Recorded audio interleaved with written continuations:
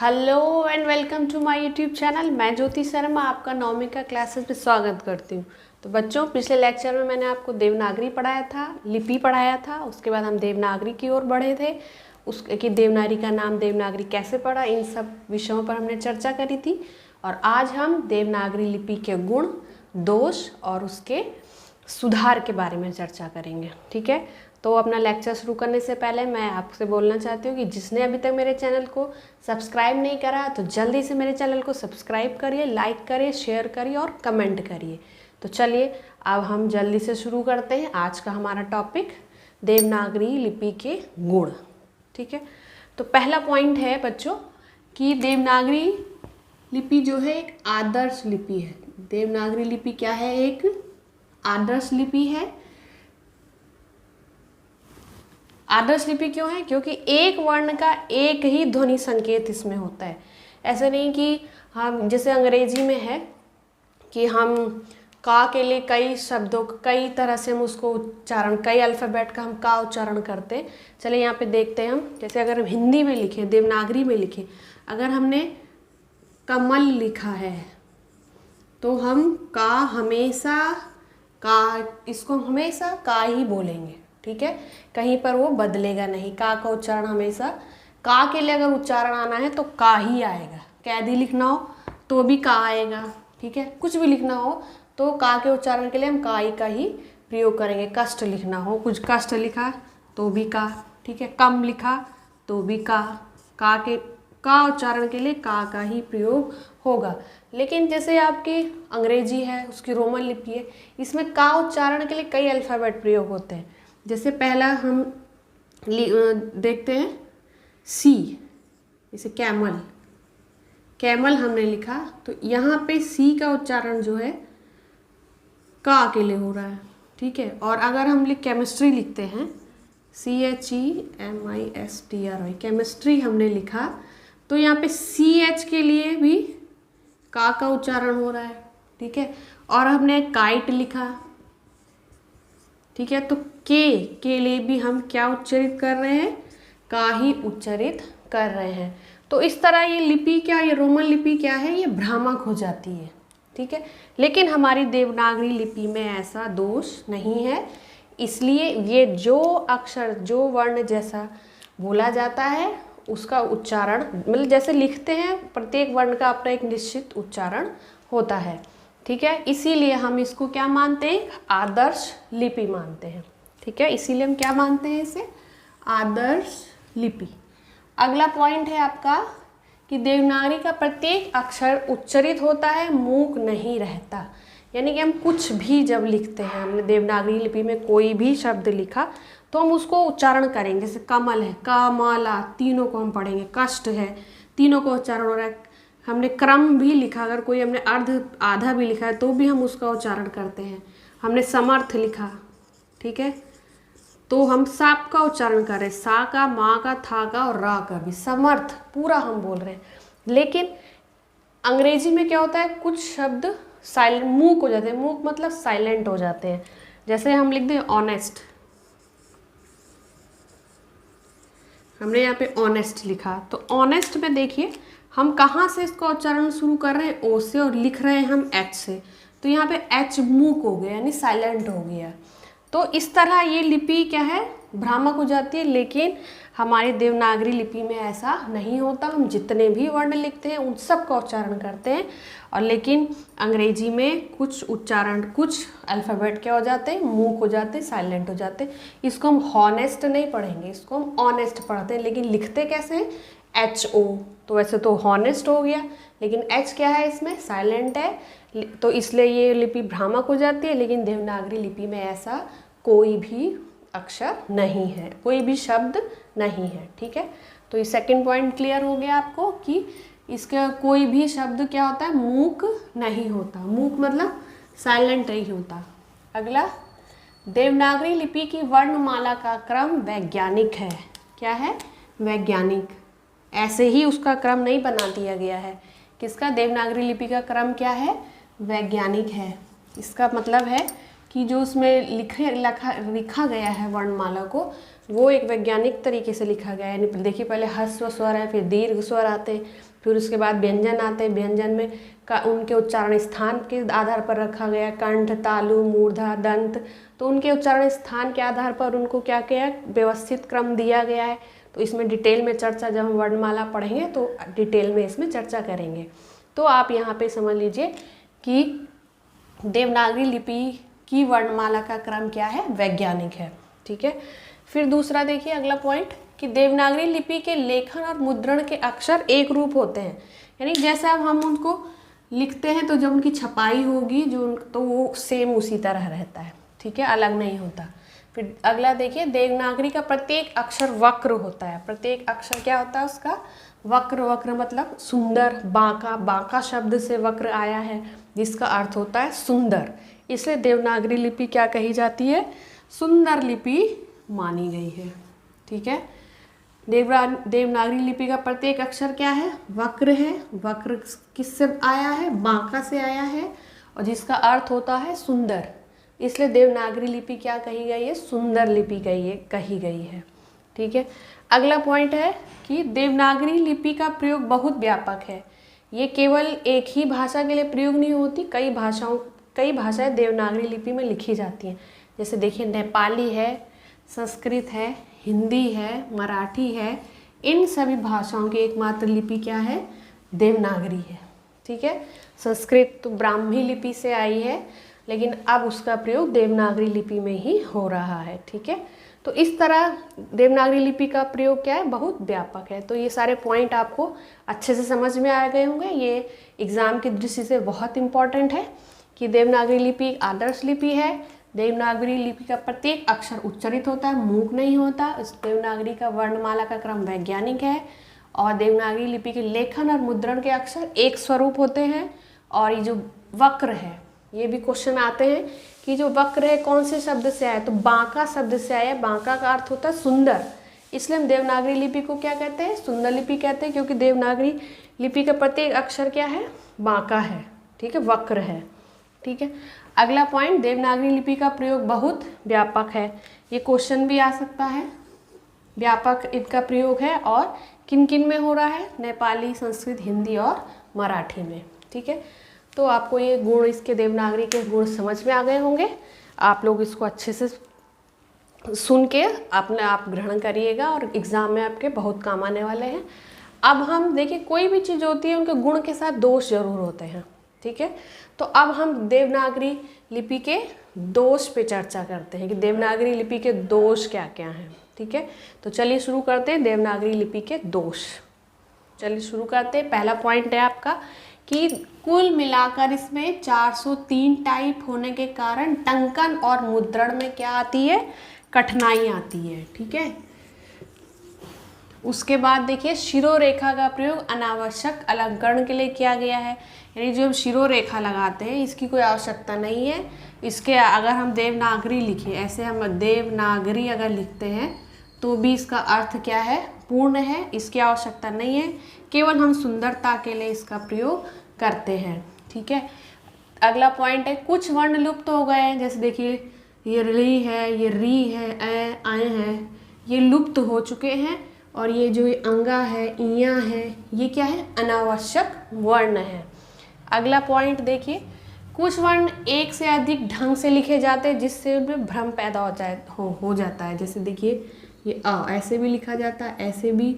ये देखिए ध, ये भ, दो तरह के से लिखे जाते हैं जिससे भ्रम हो जाता है। ये झ है और ये श, जिससे क्या हो जाता है, ये भ्रम की स्थिति पैदा हो जाती है। समरूप होने के कारण भी ये देखिए एक जैसे हैं, इसलिए भी इनमें भ्रम उत्पन्न हो जाता है। ये भ, माँ में, ये धा में, भा, माँ में, ये खा है। ठीक है। उसके बाद देखिए, ये र और व अगर पास पास हो जाता है तो वो भी खा लगता है। तो इस तरह क्या है कि एक रूप समरूप होने के कारण क्या हो जाती है, भ्रम की स्थिति पैदा हो जाती है। ठीक है। अगला देखिए, देवनागरी वर्णों को संयुक्त करने का भी कोई निश्चित व्यवस्था नहीं है। और रा वर्ण के संयुक्तीकरण में भी भ्रम की स्थिति बनी रहती है। अगर हमें कर्म लिखना है, धर्म लिखना है, तो कभी कभी हम रा कैसे लगाना है, कैसे संयुक्त करना है, तो एक भ्रम बना रहता है। ठीक है, तो और अगला पॉइंट देखिए, देवनागरी लिपि में त्वरापूर्ण लेखन का अभाव है। त्वरापूर्ण लेखन यानी कि अगर हम स्पीड में लिखना चाहते हैं तो हमको रुकना पड़ता है। हमने लिखा, फिर हम ऐसे लिखते जा रहे तो हमें क्या करना पड़ेगा, बीच बीच में हाथ उठाना पड़ता है। ऊपर शिरोरेखा लगाने के लिए हाथ उठाना पड़ता है, पूर्ण विराम लगाना है तो हमें हाथ बार बार इसमें क्या करना पड़ता है, उठाना पड़ता है। तो हम एक स्पीड में, एक फ्लो में हम इस लिपि को लिख नहीं सकते हैं। तो ये सब इसमें क्या है, दोष है, देवनागरी लिपि के दोष, जो बहुत इम्पॉर्टेंट है। अच्छे से आप इनका अध्ययन करिएगा। अब आगे है आपका देवनागरी लिपि में किए गए सुधार। इसमें बहुत इम्पॉर्टेंट पॉइंट्स हैं परीक्षा की दृष्टि से। चलिए हम डिस्कस करते हैं देवनागरी लिपि में किए गए सुधारों के बारे में। ठीक है, चलिए देखिए देवनागरी लिपि में किए गए सुधार। चलिए देखते हैं। पहला पॉइंट है आपका कि बाल गंगाधर तिलक ने सन 1904 ईस्वी में उन्होंने अपना एक पत्र केसरी, उनका एक पत्र था केसरी के लिए कुछ टाइपों को मिलाकर, और फिर उसके बाद उन्होंने 1926 टाइपों की क्या करी, कटाई छटाई करी। ठीक है, करते करते वो कितने टाइप रह गए, 190। ठीक है, और ये 190 टाइपों का जो फॉन्ट उन्होंने बनाया उसको तिलक फॉन्ट के नाम से जाना जाता है। ठीक है, किस नाम से जाना जाता है उसको, तिलक फॉन्ट के नाम से जाना जाता है। बहुत इंपॉर्टेंट पॉइंट है ये, और इसमें ढेर सारे क्वेश्चंस भी बन रहे हैं कि बाल गंगाधर तिलक ने कब किया, उन्होंने 1904 में। कौन सा उनका पत्र था, केसरी के लिए। उन्होंने क्या किया, कुछ टाइपों को मिलाया, फिर कटाई छटाई करी, फिर एक 1926 टाइपों की उन्होंने कटाई छटाई करी, और करते करते कितने रह गए, 190। और ये फॉन्ट क्या कहलाया, उसका तिलक फॉन्ट के नाम से जाना गया, जिसका आगे लोगों ने बहुत प्रयोग किया उसका। इसी समय सावरकर बंधुओं ने, दूसरा पॉइंट देखिए, नेक्स्ट पॉइंट, इसी समय सावरकर बंधु ने भी स्वरों के लिए आ की बाराखड़ी का प्रयोग करा। वर्धा में कई वर्षों तक इस सुधार को उन्होंने अपनाया। किसने, वर्धा में कई वर्षों तक। किसने, सावरकर बंधुओं ने। ठीक है, फिर देखिए गांधी जी की पत्रिका हरिजन सेवक में, गांधी जी की पत्रिका कौन सी थी, हरिजन सेवक में भी बाराखड़ी का प्रयोग किया गया।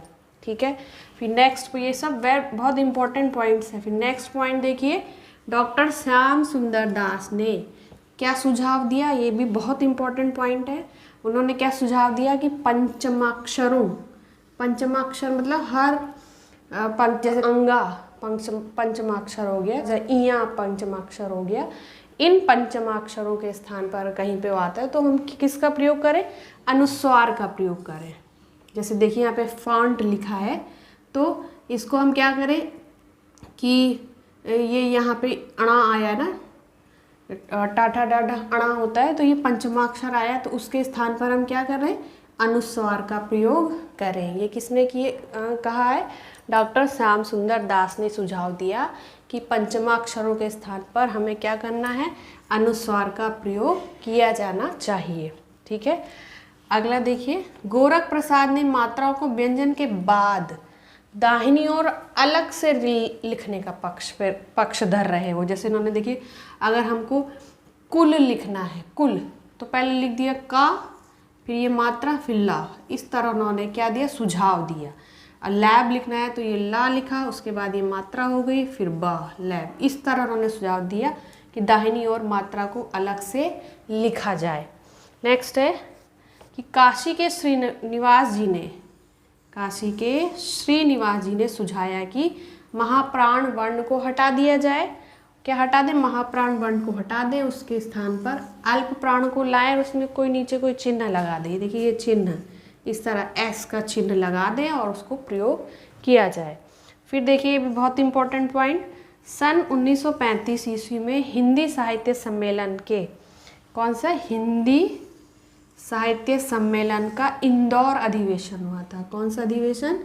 इंदौर अधिवेशन, जिसकी अध्यक्षता करी थी महात्मा गांधी ने और जिसके संयोजक थे काका कालेलकर। संयोजक कौन थे? काका कालेलकर। अध्यक्षता महात्मा गांधी ने करी थी। और कब? 1935 में हिंदी साहित्य सम्मेलन में इंदौर अधिवेशन में क्या उन्होंने बनाया? नागरिक लिपि सुधार समिति बनाई। ठीक है, कितने इम्पोर्टेंट इसमें पॉइंट्स हैं। तो कब? 1935 में हिंदी साहित्य सम्मेलन के इंदौर अधिवेशन में अध्यक्षता महात्मा गांधी जी ने करी थी और संयोजक कौन थे? काका कालेलकर। और उन्होंने क्या समिति बनाई? उन्होंने नागरी लिपि सुधार समिति बनाई। ठीक है, और इस समिति ने कई सुधार अपने मत प्रस्तुत किए। ठीक है, तो ये आपको सारे ये सब समझ में आ गया होगा। बहुत इंपॉर्टेंट पॉइंट है, अच्छे से इसको समझिएगा। ठीक है, कोई डाउट हो तो कमेंट करिएगा। चलिए अब कुछ पॉइंट्स इसके हम समझते हैं कि नागरी लिपि सुधार समिति ने कौन कौन से अपने सुझाव दिए। चलिए लिखते हैं हम कि समझते हैं नागरी लिपि सुधार समिति ने जो सुझाव दिए। ठीक है, इन्होंने क्या सुझाव दिया? देखिए, शिरोरेखा लिखने में भले ही ना हो लेकिन छपाई में होनी चाहिए। पहला कि शिरोरेखा भले ही लिखने में ना हो लेकिन छपाई में ज़रूर होनी चाहिए। और सावरकर बंधु ने जो सुझाया था बराखड़ी को, उन्होंने क्या कर दिया? स्वीकार कर दिया। ई की मात्रा कहाँ होनी चाहिए? बाईं ओर ही रहे। विराम चिन्ह पहले की भांति रहे। ठीक है, ई की मात्रा किधर रहे? बाईं ओर रहे। ठीक है, और विराम चिन्ह पहले की भांति रहे। घ और भ, ये घ और भा में जो भ्रम हो जाता है उसमें क्या कर दिए? गुजराती हुंडी लगा दे, गुजराती घुंडी लगा दें। जैसे घुंडी मतलब इस तरह उसको गोल ऐसे घुमा दे तो ये क्या हो जाएगा? स्पष्ट हो जाएगा। फिर ध और भा में कोई भ्रम नहीं रहेगा। फिर देखिए, जैसे घ और धा में भ्रम हो जाता है, भ और मा में भ्रम हो जाता है, तो भ्रम नहीं रहेगा, उसमें गुजराती हुंडी लगा दी जाए। अगला देखिए, कोई व्यंजन संयोग ऊपर नीचे ना हो। जैसे देखिए लट्टू लिख दिए, ये टा के नीचे टा, ऐसा नहीं होना चाहिए, इस तरह होना चाहिए। ये पक्का ऐसा नहीं होना चाहिए, इस तरह, मतलब एक व्यंजन के नीचे दूसरा व्यंजन संयोग नहीं होना चाहिए। ठीक है, फिर देखिए रेफ को भी अलग से व्यंजन के बाद लगाया जाए। रेफ जो ऊपर राखी मात्रा ऊपर वाली रेफ बोलते हैं उसे क्या करें? व्यंजन के बाद अलग लगा दे। देखिए इसे धर्म लिखना है तो धा, बीच में ये आपका रेफ आ गया, फिर माँ, इस तरह लिखिए। फिर सर्वे लिखना है तो ये रा इधर आया, फिर अलग व्यंजन, यानी व्यंजनों से अलग लगाया जाए रेफ को। ठीक है, फिर संयोग में यदि रा दूसरे स्थान पर आ रहा है, जैसे अब लोग ऐसे ये प्रा लिख देते हैं ना, ऐसे नहीं लिख, त्रा ऐसे नहीं लिखना है, त्रा रा दूसरे स्थान पर आ रहा है तो उनका कहना है कि उसको पूरा पूरा लिखिए। देखिए जैसे त्रा है तो ता आधा है, रा हम पूरा लिखेंगे, प्रा है तो पा आधा, रा को पूरा लिखिए। ये इन्होंने सुझाव दिया। किसने? नागरिक सुधार समिति, लिपि समिति के सुझाव हैं ये। ठीक है, इस तरह उन्होंने अपने ये सुझाव दिए, जिसकी अध्यक्षता करी थी महात्मा गांधी ने। संयोजक कौन थे? कालेलकर जी। चलिए अब आगे देखते हैं। देखिए सन 1945 ईस्वी में नागरी प्रचारणी सभा काशी ने सन 1945 ईस्वी में क्या किया? जो श्रीनिवास जी ने जो सुझाव दिया था उसको उन्होंने क्या कर दिया? अस्वीकार कर दिए। श्रीनिवास जी का जो सुझाव था आ की बराखड़ी को उन्होंने स्वीकार नहीं किया। ठीक है, सन 1945 में किसने? नागरी प्रचारणी सभा काशी ने श्रीनिवास जी का जो सुझाव था आ की बराखड़ी को स्वीकार उन्होंने नहीं किया। ये भी इम्पोर्टेंट, वेरी इंपॉर्टेंट पॉइंट है। फिर उसके बाद देखिए उत्तर प्रदेश सरकार ने आचार्य नरेंद्र देव की अध्यक्षता में, ये भी बहुत इंपॉर्टेंट पॉइंट है, पूछा जाता है किसकी अध्यक्षता में उत्तर प्रदेश सरकार ने समिति बनाई थी।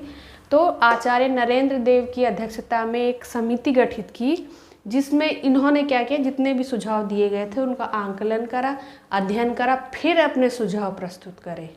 किसने? आचार्य नरेंद्र देव की अध्यक्षता में एक समिति बनाई गई उत्तर प्रदेश सरकार द्वारा। फिर जितने भी सुझाव आए थे इन सब का आंकलन अध्ययन करके फिर इन्होंने अपने सुझाव प्रस्तुत किए, जो इस प्रकार हैं। पहला है आपका, इन्होंने कहा कि आ की बराखड़ी क्या है, भ्रामक है। आ की बराखड़ी को इन्होंने भ्रामक बोल दिया। फिर इन्होंने कहा कि किसी व्यंजन के नीचे दूसरा व्यंजन ना जोड़ा जाए और मात्राएं अपने यथास्थान बनी रहे। और अगला कहा उन्होंने, अनुस्वार और पंचम अक्षर के स्थान पर चिन्हों का प्रयोग किया जाए। ये सब किनके सुझाव हैं, आचार्य नरेंद्र देव की समिति के सुझाव हैं। उन्होंने अपने जो आगे जो दिए गए थे सुझाव उनका अध्ययन करके आकलन करके फिर अपने ये सुझाव प्रस्तुत करें। अगला सुझाव है उनका, शिरोरेखा लगाई जाए। नरेंद्र देव समिति का अगला पॉइंट है कि शिरोरेखा लगाई जाए।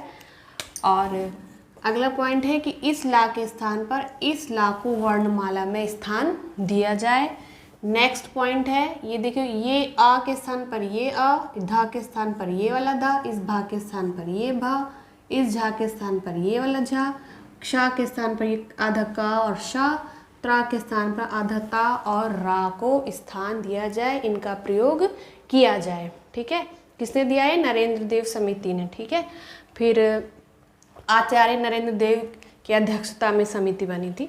फिर अगला देखिए, ये श्रीनिवास जी द्वारा प्रस्तुत व्यंजन के नीचे, जो श्रीनिवास जी ने एक अपने सुझाव दिया था कि व्यंजन के नीचे क्या लगा दे, कोई चिन्ह लगाकर उसको महाप्राण बना दे, तो इसको भी इन्होंने स्वीकार नहीं किया। ठीक है, ये सुझाव भी इन्होंने स्वीकार नहीं किया। फिर इनके द्वारा जो दिए गए सुझाव थे वो ये जो सारे सुझाव थे फिर राज्य सरकारों के द्वारा गए, विद्वानों के पास गए, तो उन्होंने सब ने मिलकर क्या किया, फिर एक दो सुझाव दिए। एक सुझाव ये दिया कि छोटी ई की मात्रा की पाई छोटी करके दाहिने लिखी जाए, और इसका बहुत विरोध हुआ। क्या हो कि छोटी की मात्रा की पाई छोटी करके दाहिने लिख दें, तो इसका कड़ा विरोध हुआ। ठीक है, तब फिर क्या हुआ, 1957 ईस्वी में ई की मात्रा का प्रयोग माना गया पहले की तरह, जैसे पहले होता था कि क्या करेंगे कि उसको व्यंजन से पहले ही क्या करेंगे, इसको रखेंगे। ई की मात्रा को क्या करेंगे, छोटी ई की मात्रा को व्यंजन से पहले, जैसे ये व्यंजन है तो छोटी की मात्रा इससे पहले ही रहेगी, तो इसी मत को स्वीकार किया गया पहले की तरह। और फिर भारत सरकार ने इसको क्या कर दी, मान्यता दे दी। ठीक है, फिर इसी तरह आज तक हमारा देवनागरी लिपि में टंकन और मुद्रण होता रहता है। ठीक है, इसी के अनुसार इस तरह देवनागरी लिपि में कई सुधार किए गए और आज देवनागरी लिपि अपनी सशक्तता पे खड़ी है और हम उसमें आसानी से क्या करते रहते हैं, मुद्रण टंकन होता रहता है। चलिए देखिए, शिक्षा मंत्रालय द्वारा देवनागरी लिपि संबंधी कुछ प्रकाशन भी हुए हैं, ये भी आप जान लीजिए, बहुत इम्पोर्टेंट है।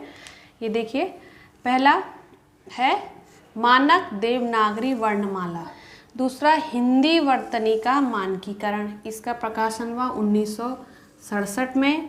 अगला देवनागरी लिपि तथा हिंदी वर्तनी का मानकीकरण, इसका प्रकाशन हुआ 1983 में। तो ये भी आपके इम्पोर्टेंट पॉइंट्स हैं। तो बच्चों, आपका ये पूरा लेक्चर बहुत इम्पोर्टेंट है, आप लोग अच्छे से इसको दोबारा देख लीजिएगा। कहीं पे कोई डाउट होगा तो मुझे कमेंट करिएगा, मैं उसको क्लियर कर दूंगी। आज के लेक्चर में बस इतना ही। आपको एक होमवर्क मैं देना चाहती हूँ कि आपको पता ही है कि हिंदी की लिपि देवनागरी, नेपाली की भी देवनागरी है, मराठी की भी देवनागरी, संस्कृत की ब्राह्मी लिपि थी, लेकिन अब क्या है, वो देवनागरी में ही लिखी जाती है। और एक क्वेश्चन मैं आपको होमवर्क में दे रही हूँ, आप हमको बताइएगा कि पंजाबी की लिपि क्या है। ठीक है, पंजाबी भाषा की लिपि क्या है, तो आप कमेंट करके हमको बताइएगा। तो ठीक है, आज के लेक्चर में बस इतना ही। पूरे लेक्चर में अगर कहीं भी आपको कोई डाउट होता है तो मुझे कमेंट करिए, मैं उसको क्लियर कर दूंगी। Okay, thank you. अंत में मैं इतना ही कहूँगी, अगर आपको ये लेक्चर पसंद आया है तो मेरे चैनल को आप लोग सब्सक्राइब करें, लाइक करें और शेयर करें, और आप लोग सब अपनी परीक्षाओं में, अपने जीवन में सफल होएं। तो थैंक यू, गुड बाय बच्चों।